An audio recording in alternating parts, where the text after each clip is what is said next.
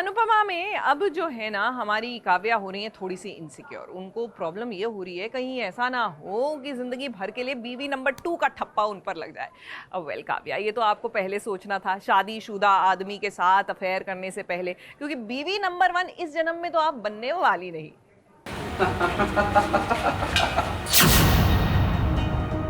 मिल गया ना धोखा।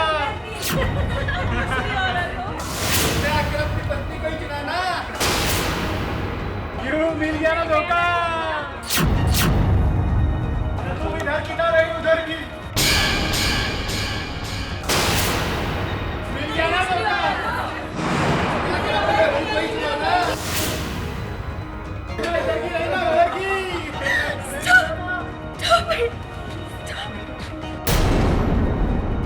दूसरी औरत है तो दूसरी औरत ही कही जाएगी। फिर चाहे जिसे वो प्यार करती है, जिसने उसे हक दिया है, उससे कोई फर्क नहीं पड़ता। इस समाज में एक शादीशुदा आदमी को पत्नी के साथ ही स्वीकारा जाता है, ना कि किसी और औरत के साथ। किसी और औरत के साथ जब उसका रिश्ता जुड़ता है तो उसे दूसरी औरत का नाम दिया जाता है। अपनी पत्नी को ही चुनाना। तुम इधर की ना रही उधर की। अब काव्या के साथ भी ऐसा ही हो रहा है। शुरू में तो उसे वीर के साथ अपना रिश्ता खूब पसंद आता था। उसने कभी नहीं चाहा था कि वनराज के साथ वो शादी करे, लेकिन अब अनुपमा के साथ वनराज की नजदीकियां देखकर न जाने क्यों वो इनसिक्योर हो गई है, जबकि वो अच्छे से जानती है कि वनराज उससे शादी नहीं कर सकता।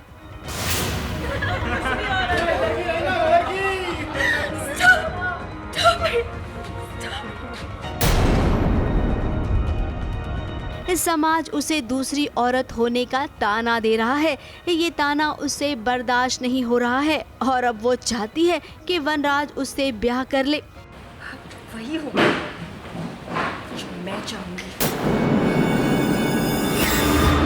वही वनराज दूसरी शादी तो नहीं करेगा काव्या के साथ, लेकिन वो काव्या के साथ अपना रिश्ता भी तो नहीं तोड़ना चाहता है। अपने इस नाजायज रिश्ते के खातिर अपनी पत्नी को भी वो धक्के मार के घर से बाहर निकाल रहा है, क्योंकि उसने काव्या को घर से बाहर जाने जो कह दिया।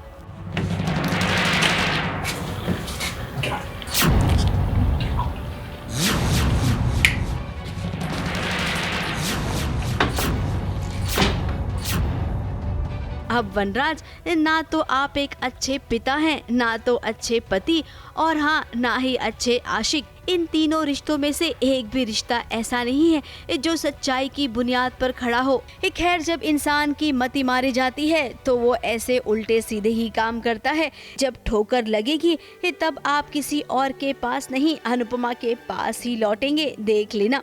मुंबई से निशी मिश्रा के साथ एबीपी न्यूज रिपोर्ट।